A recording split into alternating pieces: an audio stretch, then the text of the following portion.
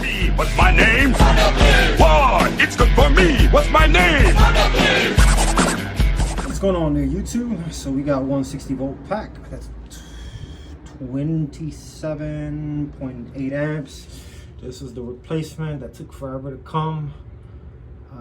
Still concerned about the BMS on this.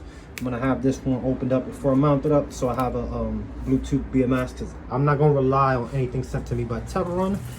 As y'all can see, I got a whole lot less cabling all in from end to end. When this got rebuilt for me, there's like 9 feet of unnecessary cable because things got daisy chained into a PCB box. You can look under here. There's a 12 volt output connector for my lights and all that. No garbage ass PCB box. To explain to those who are not in the know, they wired all of this stuff to run through a PCB box with a heat sink that long, about that wide, leaking paste out of the underside anytime you took that PCB box out of its housing, because of how much heat. There is very little airflow here. How this all worked out is these are Thunder controllers that were sitting around. They rewired the 2 motors. I still have the original motors. Battery's gone. All of this cabling, except for the 2 that come from each motor, everything else is brand new because it was not trustworthy. Look at the conditions of the cabling on here.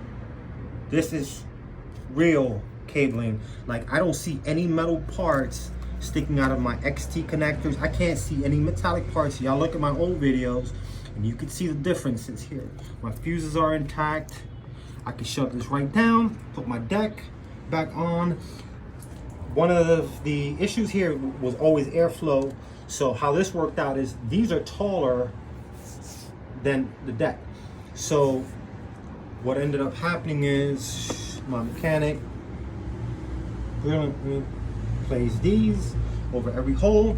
It brings the deck just above the controllers, clearing the battery nicely. I get nice airflow. Obviously, I can't ride this in the rain. I don't ride a scooter in the rain. I never understood why people do that.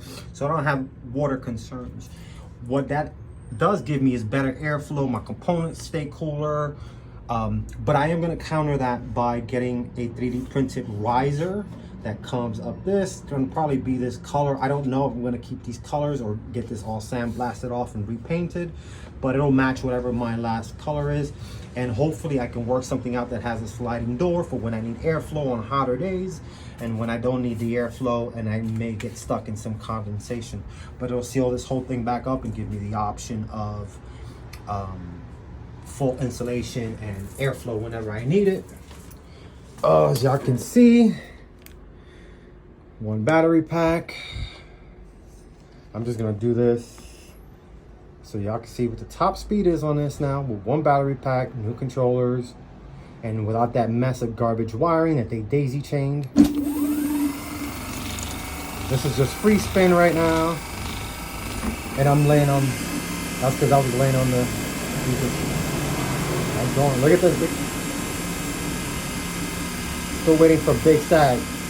That's why, because those controllers are optimized for performance. Late GT ones, sadly, are not designed to run on gear 3 this kind of hard for this long. I can tell you by comparison, my Stag would have been about 59 volts right now. That's what the experience was in that performance scooter. So for any, I know a lot of you guys wanted to know what had gone on. I'm still fixing the rotors on this. I'm actually, as I said in my last video, I'm going to be getting MT5s installed, a new suspension system to accommodate the new weight. Talking to some dudes from Peru who have fashioned a clamp system that uses the underbolt here, then creates a barrier here, uses this front here, then comes up. This reverses, but what it does is it creates a lock from here and a lock from there. So there's no wiggle room. The only wiggle room you'll have is in your gear headset, and that means you can put significant weight on these. So I'll be getting rid of these and moving them. I just ordered some Black Friday LED strips, so I'm going to be going along here. I'm considering replacing these with 5 volts instead of 12 volts because it's just a battery killer, and the orange really isn't you know, it's not anything special where 5 volts would make that much difference between the 12 volts and 5 volts. This is more about being seen and not trying to look cute. But yeah, so there you guys have it. Like, you know, look, everything solidly wrapped.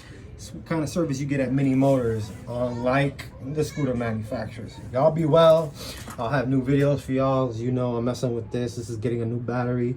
It's getting a parallel battery installed, and got to replace the screen. So I'm looking to see if I can eliminate the screen and go with a voltmeter. So we got a lot of stuff coming up.